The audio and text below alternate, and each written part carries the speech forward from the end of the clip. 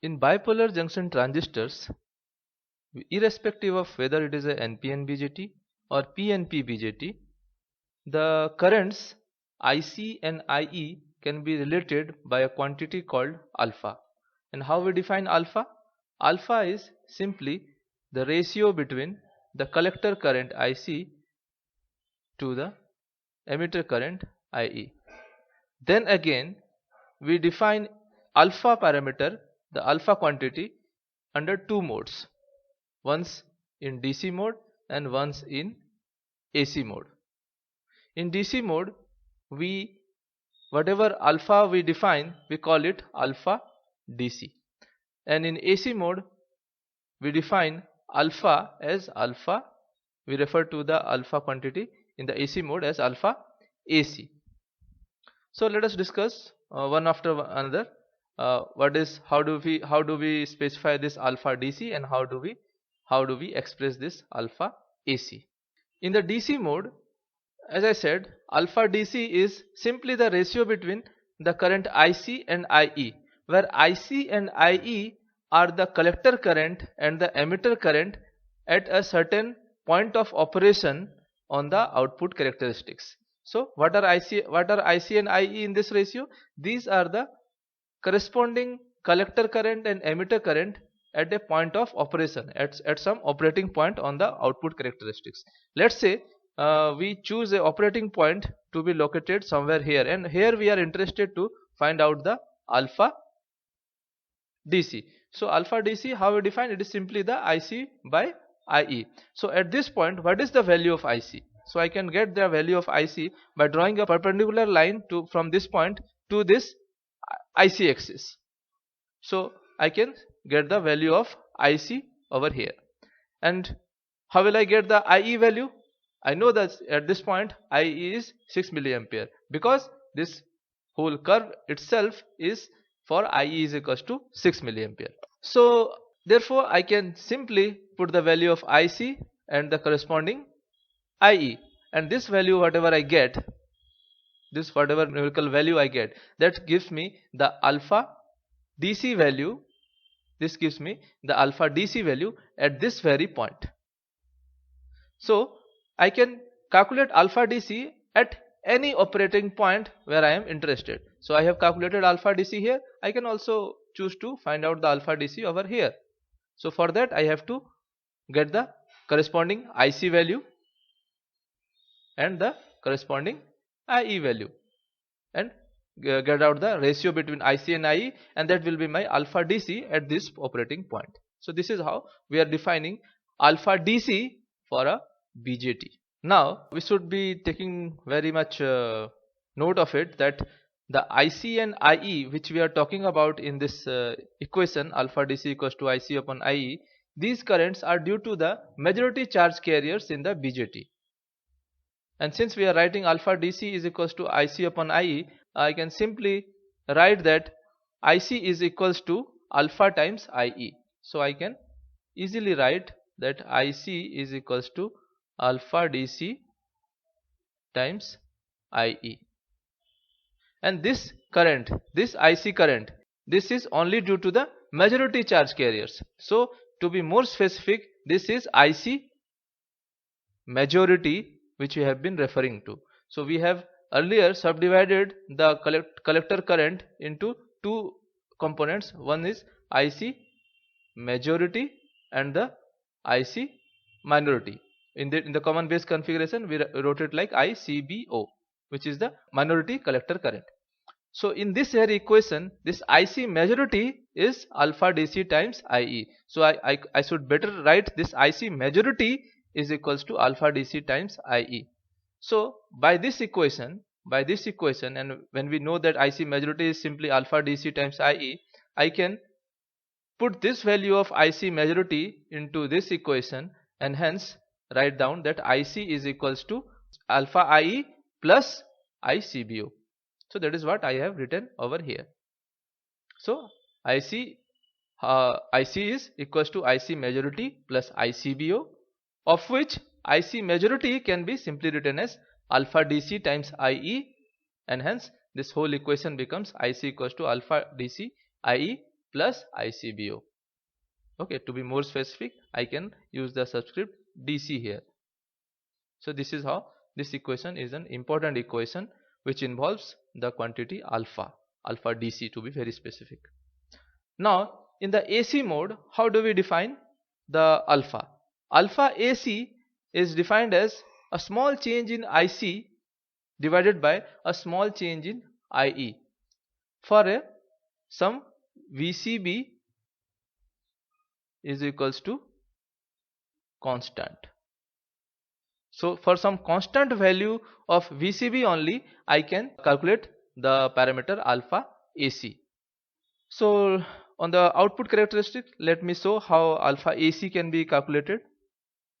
So as I said, your alpha AC is del IC upon del IE for some constant VCB. So let me choose some constant VCB. Let for example, for instance, let me choose a VCB is equals to 20 volt. So I'll draw a perpendicular from here. I will draw a perpendicular from here, and okay, let me extend this perpendicular a bit more, or likewise. Okay, so let it be a perpendicular line drawn at VCB equals to 20 volt. So for this line, I will choose some IC, some change in IC and some change in IE. So let this be here, what at this point, whatever is the IC, let me take it IC2, and at this point corresponding to here, whatever IC is there, let me denote it by IC1. So I have 2 points, one point here, one point here, and those both the points lie on the line where the VCB is constant. So this condition is I am taking care of. So for some constant VCB, I have chosen IC2 and IC1. Then corresponding IE I should also take note of. So at this point, whatever is the IE, I will name it IE2, and whatever IE is here, I will write it IE1. So what will be my alpha AC here? Alpha AC will be can be calculated for this constant VCB equals to 20 volt. I can write that alpha AC is equals to this IC2 minus IC1 divided by IE2 minus IE1. So IC2 minus IE1 is simply the small change in IC denoted by del IC over in this equation, and IE2 minus IE1 is simply del IE, which is small change in emitter current. So alpha AC is IC2 minus IC1 divided by IE2 minus IE1, and this will be giving me the alpha AC for VCB equals to 20 volt.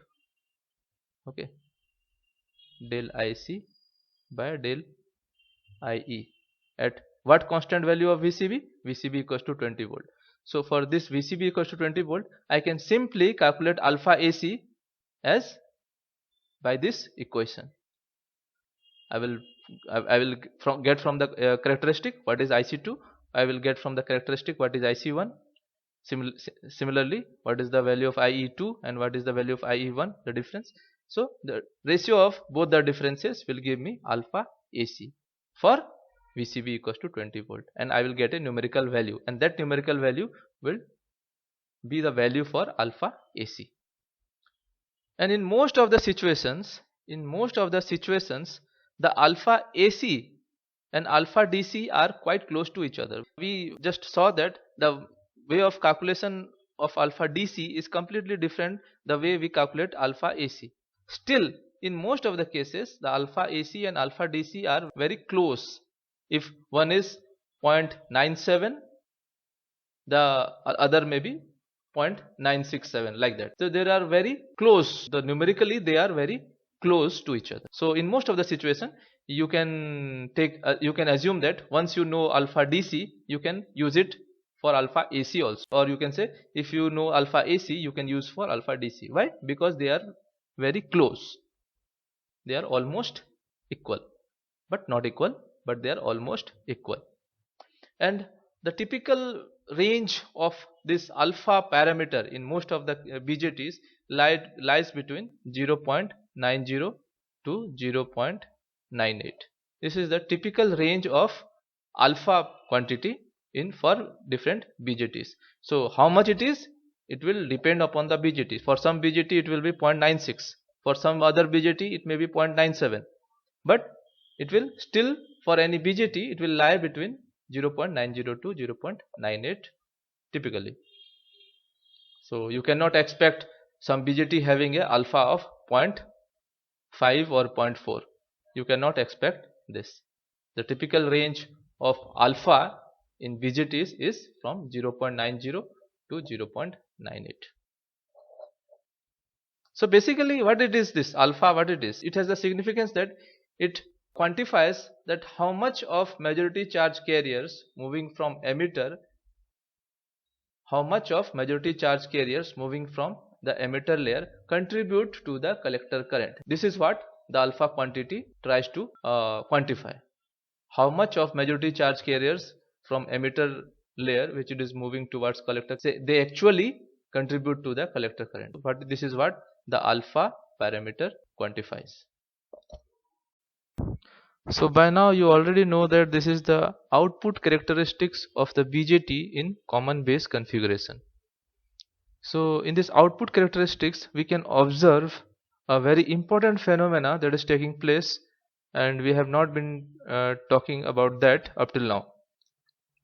So here if you'll see, there is a sudden rise of the curve beyond this limit. Beyond this limit, for any value of IE, this is the curve for IE is equal to 7 milliampere. This is the curve for 6 milliampere. This is for 5 milliampere, and likewise. So all the curves are showing a sudden rise of the collector current beyond a VCB value that is close to 40 volts. And this sudden rise in collector current is taking place because of a reverse breakdown phenomena.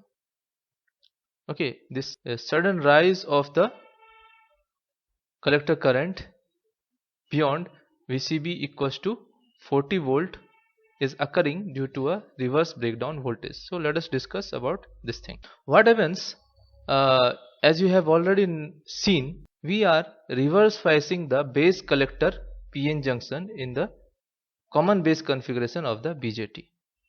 So when we are increasing the magnitude of VCB, we are basically making this PN junction more and more reverse bias. As you already know from the discussions from the PN junction, how a PN junction works, if you increase the reverse bias voltage beyond a certain limit, the minority charge carriers concentration increases due to a avalanche phenomena. So that exactly what happens when you increase this VCB beyond a certain limit, because in this curve on this axis, as we are moving towards right, we are increasing the value of VCB in this circuit. So if we increase the VCB beyond a value denoted here as BVCBO, what happens, an avalanche phenomena will take place to the PN junction, which is already reverse biased, and we are increasing the VCB by moving to the right of this axis. Moving right to this axis already means that we are increasing the value of VCB voltage in the circuit. So if you do so, avalanche phenomena will take place and minority charge carrier concentration will increase, and thereafter there will be a rapid increase in the minority charge current, that is ICO. So a massive amount of ICO will start flowing from base to collector to give rise to a very high amount of collector current, and that is what here we are observing. The IC currents this and here and beyond increases heavily for a slight change in VCB. For a slightest more change in VCB, the collector current rises enormously. So this is the where the reverse breakdown is taking place, and that's why after maintaining the active region characteristics for a certain while, collector current is showing a sudden uprise, and hereafter the collector current will not be controlled by the characteristics of the device, that is BJT, but will be controlled by the external circuit. In the breakdown region, the amount of current through the collector terminal will be entirely in the control of external circuit. So we are going to discuss about the common emitter configuration now.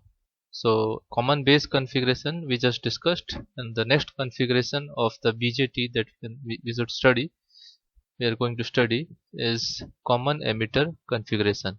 In this configuration, we arrange the BJT in a manner that the emitter terminal is common to the input loop and the output loop.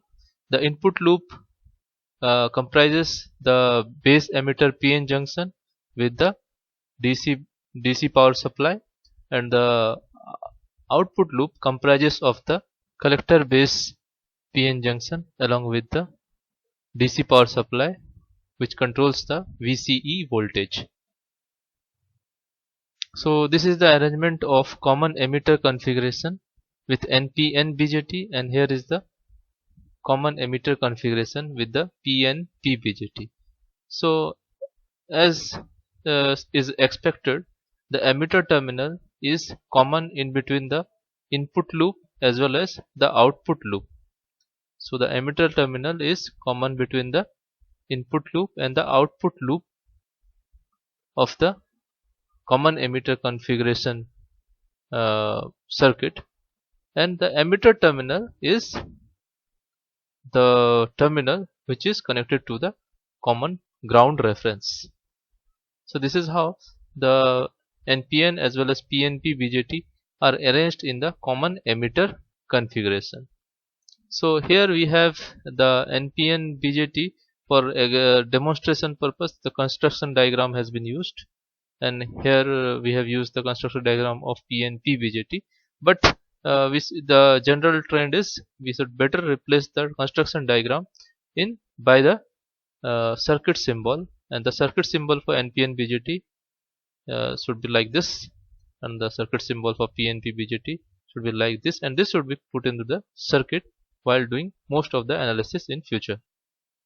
And in here also, although these two equations we got it while discussing the common base configuration, and this is basically not from the common base configuration, but it is true for any configuration of the BJT. Whenever will have a BJT, the Kirchhoff's current law saying that IE is equals to IC plus IB will always hold applicable, and the equation that we got it from the common base configuration, which related the collector current IC to the emitter current IE by IC is equals to alpha times IE. This equation also still is applicable in our analysis, where we are doing the analysis with common emitter configuration. Although this was in context of common base configuration, this current equation still we can use it, and it goes well with common emitter configuration. So as in the case of common base configuration, here also it will have two characteristics, one input characteristics and the other output characteristics, to completely describe the behavior of the BJT in this configuration, that is common emitter configuration. So here also we will refer to two characteristics. One characteristic is the input characteristics and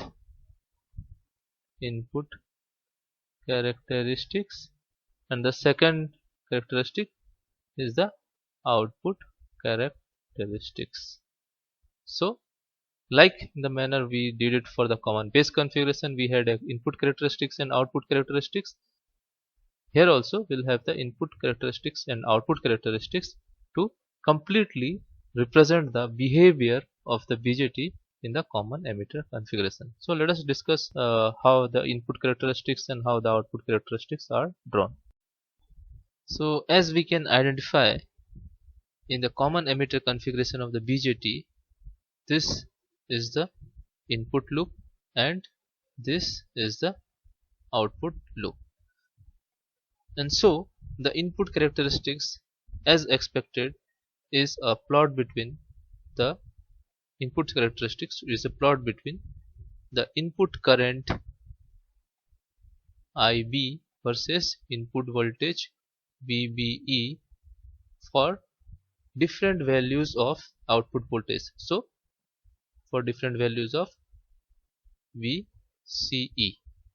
So what is input characteristics? It is a plot between IB versus VBE for different values of VCE. And so here you can see on the characteristics we have IB on the y-axis versus VBE for different values of VCE. So this comprises the input characteristics of the BJT in common emitter configuration. As you can see, we have different curves for different values of VCE. So when VCE is 20 volt, we have this curve. Then again, when the VCE reduces to 10 volt, the curve we have is this curve, and this curve is a bit more closer towards the IB axis. So the curves moves more closer towards the IB axis as we decrease the value of VCE. Likewise, as we decrease the value of VCE. Then talking about the output characteristics, looking onto this circuitry, if you'll see, as is expected, the output characteristics would be a plot between the output current on y-axis versus the output voltage on x-axis for different values of input current. And here what it goes also, the output characteristics is the plot between how the output current IC varies with the output voltage VCE for different values of input current, and that is IB for different values of the input current IB. So this comprises the output characteristics, IC versus VCE for different values of IB. So let us check here on the output characteristics, the same thing we are observing here, IC versus VCE for different values of IB. So these are the different curves corresponding to different IB values. So here, as we know, IB is always in microampere range. So are these IBs are also in microamperes. So this curve is corresponding to 0 microampere. Now this for 10 microampere. Now this for 20 microampere. This for 30 microampere, and likewise. So we can draw numerous curves, each curve for a particular value of IB expressed in microampere. Like in the case of common base configuration, here also the output characteristics can be divided into some regions which are identified as the active region, the saturation region, and the cutoff region. So in the active region, the curves are almost linear. These are quite linear. So active region is identified by the region where the curves are almost linear in nature and they are almost equidistant to each other. So this is that active region, and this is the region which is useful for using the BJT as an amplifier.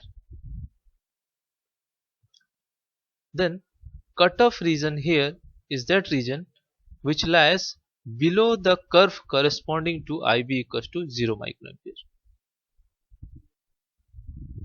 So below the curve corresponding to IB equals to 0 microampere, whatever region lies, that is identified as the cutoff region. Then which region is the saturation region? Saturation region is that region to the left of the VCE equals to VCE set. So this is the point which is identified as VCE set. On this VCE axis, this point is VCE set. To the left of this point, whatever region is there, that is identified as the saturation region of the output characteristics. Now, one point to be observed in this case, that for different IB values, whatever curves we are getting, these are not as horizontal as where in the case of common base configuration for different values of IE.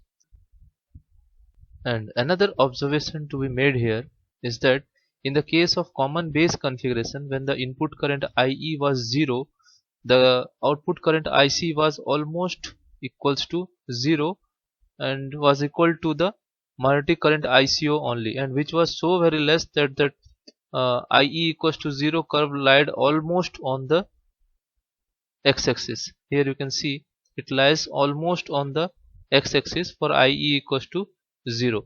But in this case, for common emitter configuration, it is not so. For input current IB equals to 0 microamperes, the curve is well above the IC equals to 0 line. And so cutoff region is identified by the region which is below the curve corresponding to IB equals to 0 microampere. The region below this curve is identified as the cutoff region. The higher value of the collector current, even for the input current IB equals to 0 microampere, can be justified by a small derivation that we are going to do now.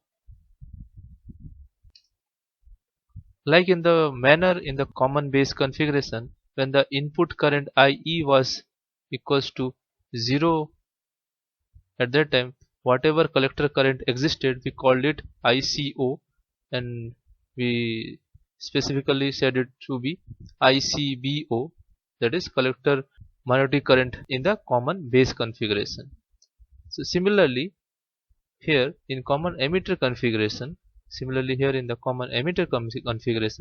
when IB is equals to 0 microampere, when the input current IB is equals to 0 microampere, whatever collector current exists, we will name it as ICEO, that is magnetic current ICO in the common emitter configuration, and we will derive for the ICEO, and that will give us the idea why the ICEO is so very much higher to be prominently well above the IC equals to 0 line. So let us start with the derivation. From the common base configuration, we have got an equation which says that IC is equals to IC majority plus ICBO. To taking this equation a step forward, it can be written as IC is equals to alpha IE plus ICBO. So this thing we have discussed in the common base configuration, that IC majority can be well expressed in terms of alpha as alpha IE. Now this can be written as IC is equals to alpha times IE can be written as IC plus IB by the Kirchhoff's current law, which applies for BJT in any configuration. So IE can be written as IC plus IB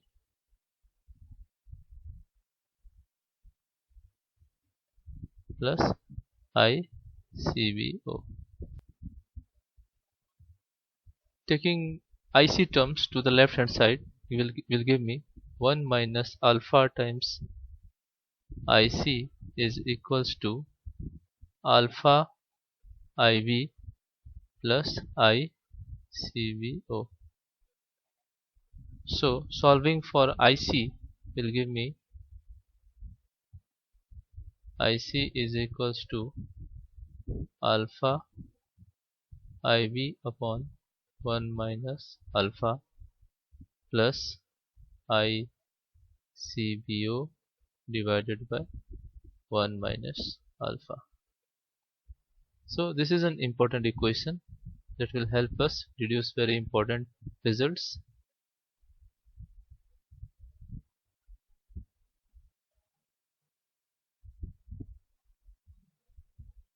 So in the output characteristics, when IB is equals to 0, whatever collector current resulted, we named it as ICEO,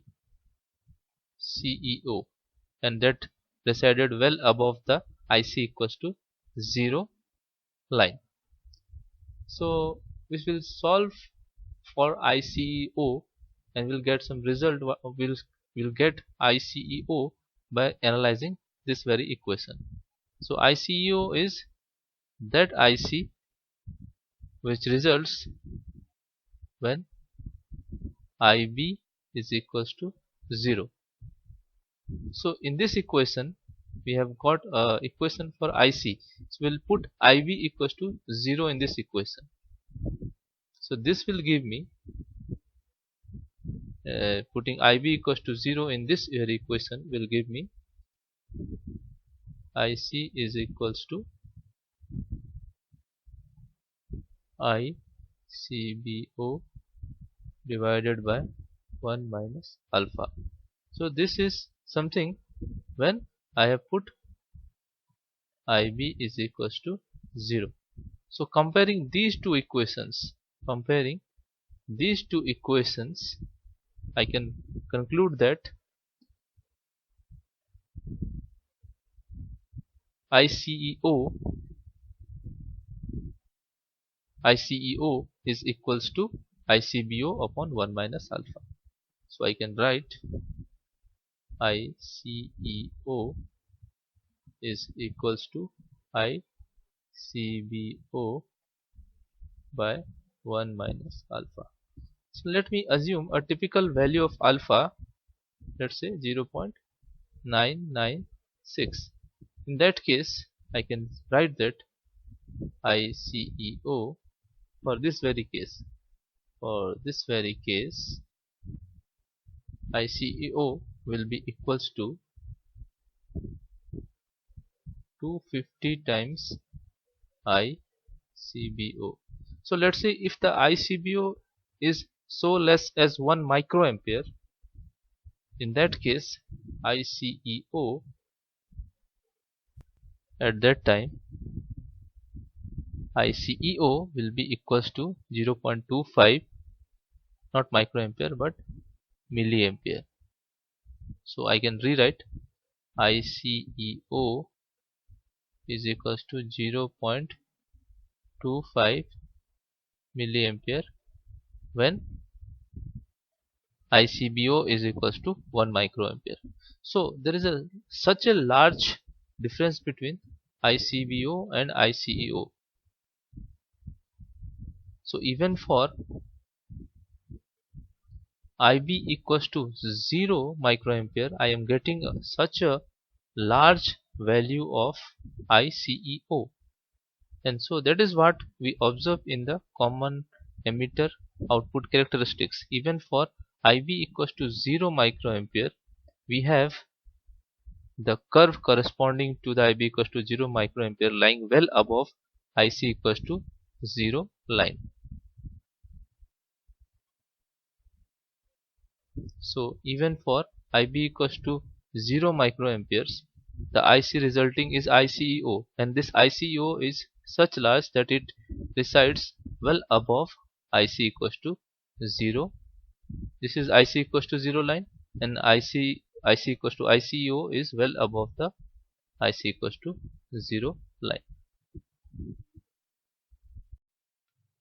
So this observation is quite important to be noted here, that when we increase the VCE from 0 towards right, when we are increasing the VCE, take any curve corresponding to a certain IB value. Let's say this curve.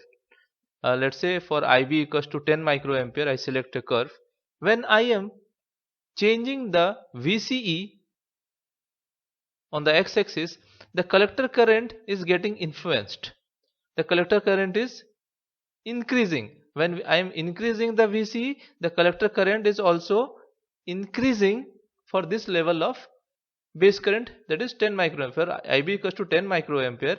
When VCE increases, IC also increases. We did not have a similar observation in the case of common base configuration. This is an observation in the common emitter configuration. This was not the case in the common base configuration. In the common base configuration, what we had is the output characteristics were almost flat in the active region. The characteristics were almost flat, such that IC was not changing. For let's say we take the curve corresponding to a certain IE value, let's say 2 milliampere, let's say 2 milliampere IE. For this particular curve, it was such that increasing the VCB did not make much of a change in the collector current when we were increasing the VCB in the x-axis. So this is a special observation to be made in this common emitter configuration output characteristics. For the input characteristics of the BJT in common emitter configuration, we have different curves for different values of VCE. So here you can spot 3 curves corresponding to VCE is equal to 1 volt, VCE is equal to 10 volt and VCE equals to 20 volt. So here also, like we did in the case of common base configuration, we can well represent all these curves by a single curve. The reason being, all these curves for different VCE values are so close together that we can simplify our analysis in the BJTs when it is placed in a common emitter configuration. We can simplify and ignore the effect of VCE.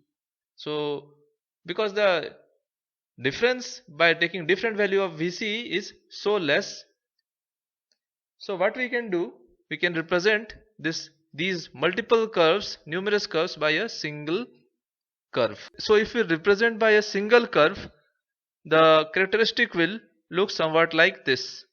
So irrespective of VCE, the curves will be, there will be a single curve to represent all the curves.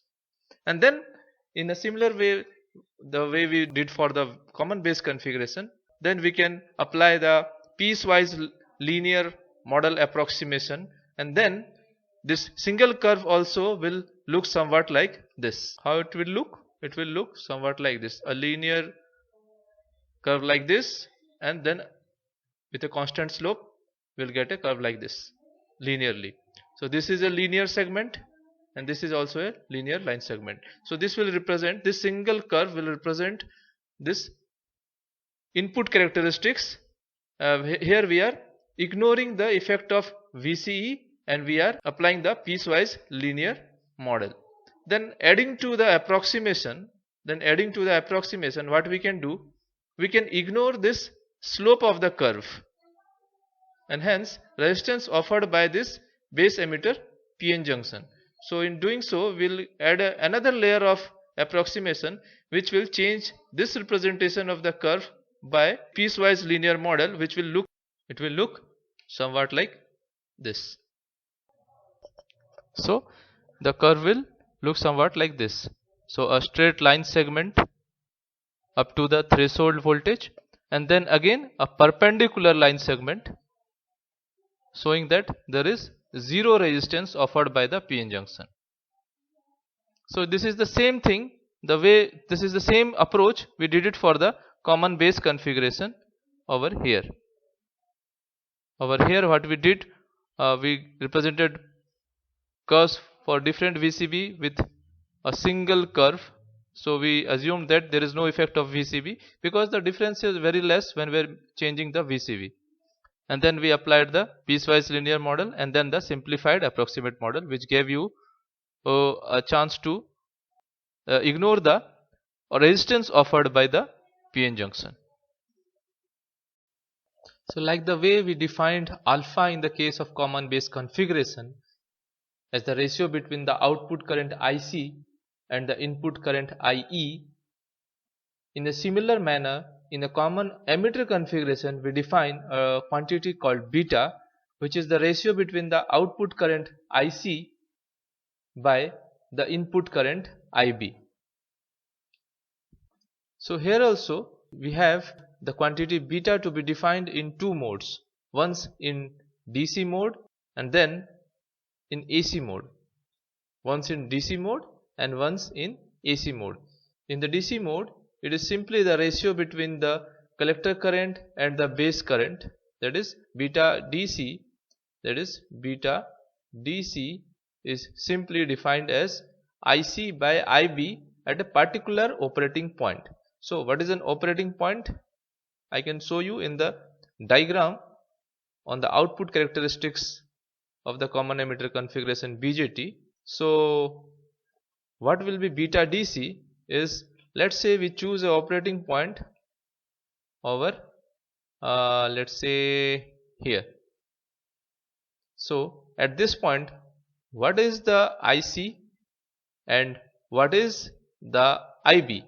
So IC is, let's say, 3 milliampere and IB is 30 microampere, because this curve is for 30 microampere. So simply the beta DC will be 3 milliampere divided by 30 microampere, and that will be your beta DC. So this is how we define the beta DC. It is basically the ratio of the respective collector current to the base current at a particular operating point.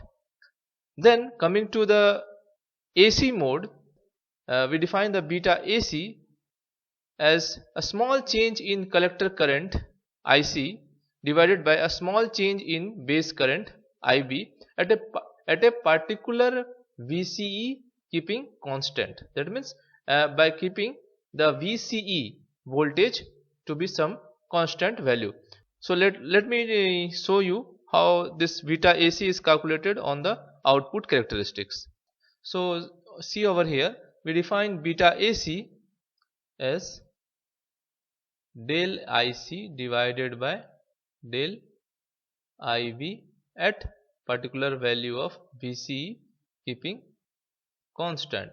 So let's say I choose the VCE to be kept constant as VCE equals to 10 volt. Okay, so then I will be focusing on the line, this line where the VCE is always 10 volt. So for this particular VCE I will choose two operating points, let's say this point and this point. So from going from this point to this point, what is the small change in IC and what is the small change in IB? The ratio between the small change in IC to the small change in IB will give me the beta AC value. So how can I know the del IC? I will note down the value of the collector current, let's say here. So let this be IC 2. Let this be IC 2. Then at this operating point, let me note down the collector current and name it IC1. Then corresponding base currents are 20 microampere here and 10 microampere here. So del IC is this much milliampere of current minus, that means IC2 minus IC1 is del IC. So del IC is IC2 minus IC1. And what is del IB? Del IB is what is IB at this point, what is IB at this point. That is simply 20 microampere minus 10 microampere, that is 10 microampere. This is IB2, which is 20 microampere, and this is IB1, which is 10 microampere, which is quite clear from the by looking into the characteristic curve. So simply I can write del IB as IB2 minus IB1. So the ratio between del IC to del IB will give me the beta AC. Okay, and we are maintaining this thing which is VCE some constant value, and here I have chosen VCE equals to 10 volt in this example.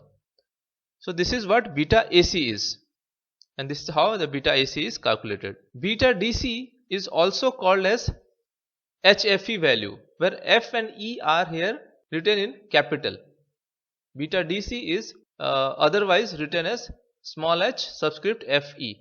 F stands for forward amplification factor and E stands for common emitter configuration. So it is more clear why this nomenclature HFE has to be used if you'll study the equivalent models of the BJT, circuit equivalent models of the BJT. When you will study the circuit equivalent models of the BJT, then this HFE nomenclature becomes more and more clear. This is called as common emitter forward current amplification factor. So what it is called? It is called as the common emitter forward current amplification factor. So as the beta DC is called as small h subscript capital F capital E, in the same way the beta AC is also popularly known to be written as small h subscript small f small e. So in AC mode we use the small letter notation, whereas for DC mode we use the capital letter notation. And like the case with alpha values, in most situations beta AC and beta DCs are quite close to each other. The way of calculating beta AC is quite different from calculating beta DC. Still, the values are having such less of a difference that in most cases we can approximate that beta AC are same as beta DC. The typical range of beta lies from 50 to 400, most of the transistors. So you can say that most of the BJTs will have a beta which lies in this range, which is 50 to 400. And one more thing to be kept in mind, that although we have discussed the method to calculate beta AC as well as alpha AC, but in practical calculating alpha AC is quite difficult of a task from the output characteristics, because alpha AC is the ratio between small change in IC to small change in IE for some constant VCV. And since IC and IE are very close, del IC and del IE will be so close to mark out from the output characteristics that calculating alpha IC from the graph itself, from the output characteristics graph itself, is very difficult.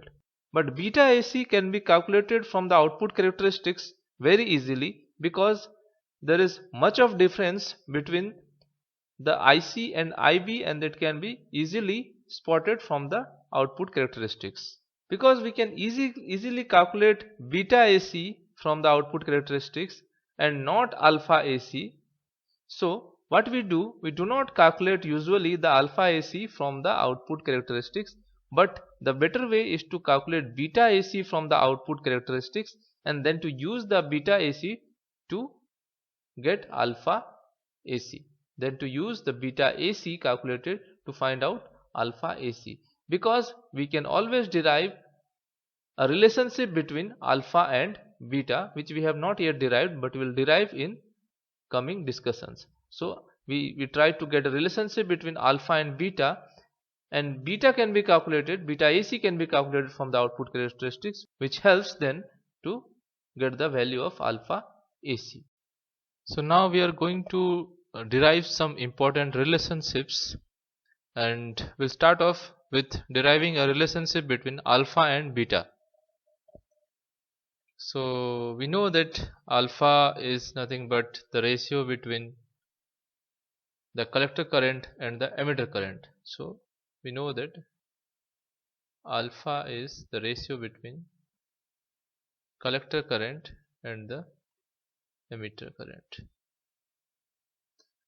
We also knew from the last discussion that beta is the ratio between the collector current and the base current, IC by IV. So with this knowledge, we'll start off by writing the Kirchhoff's current law for a bipolar junction transistor.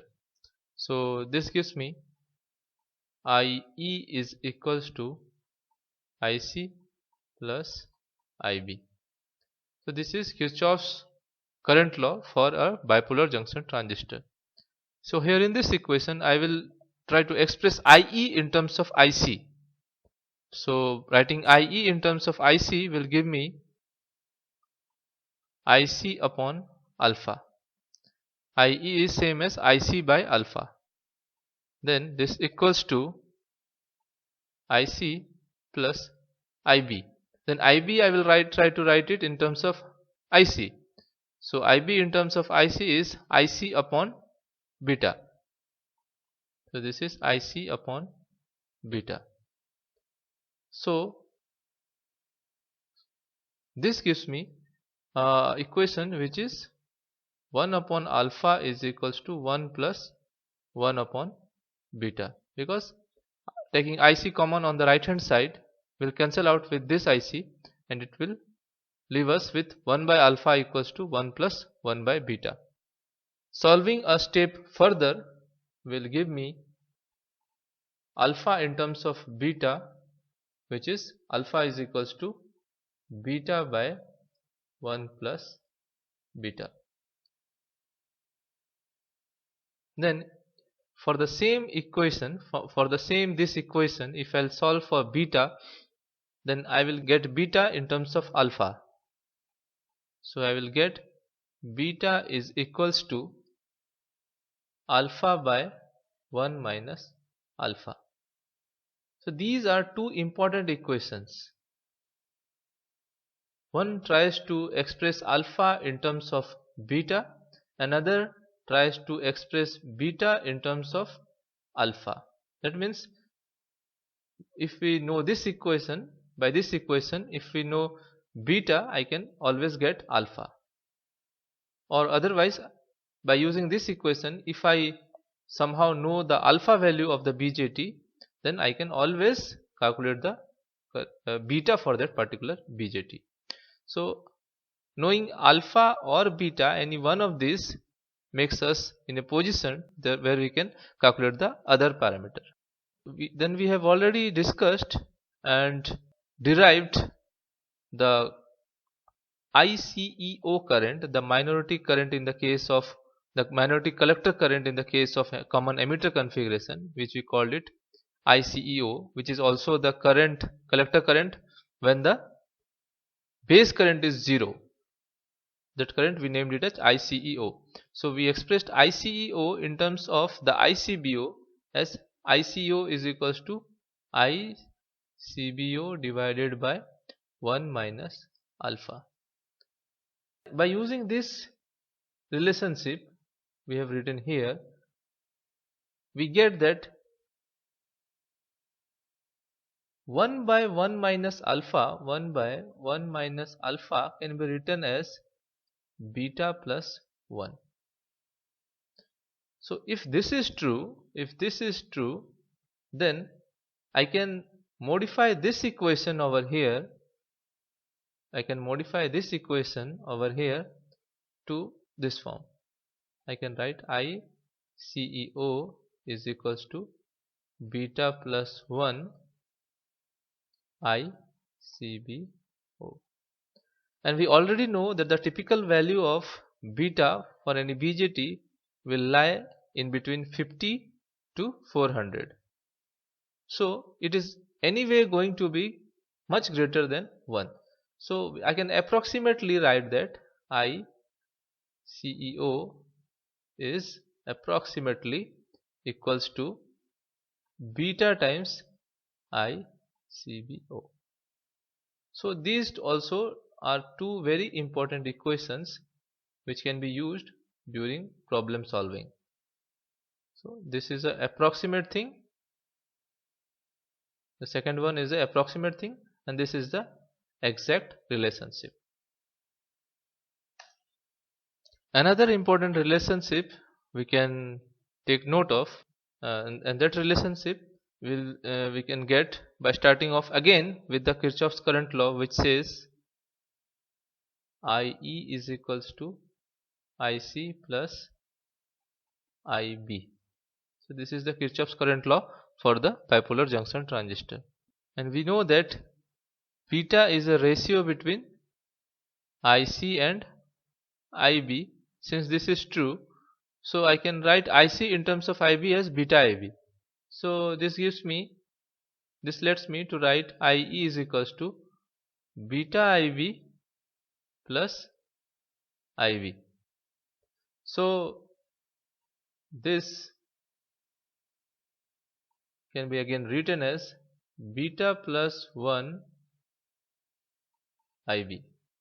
And since again we can argue that beta has a typical range from 50 to 400, so it is anyway going to be much greater than 1. So relatively ignoring 1 as comparison to beta, so lets me to write IE is approximately equals to beta times IB.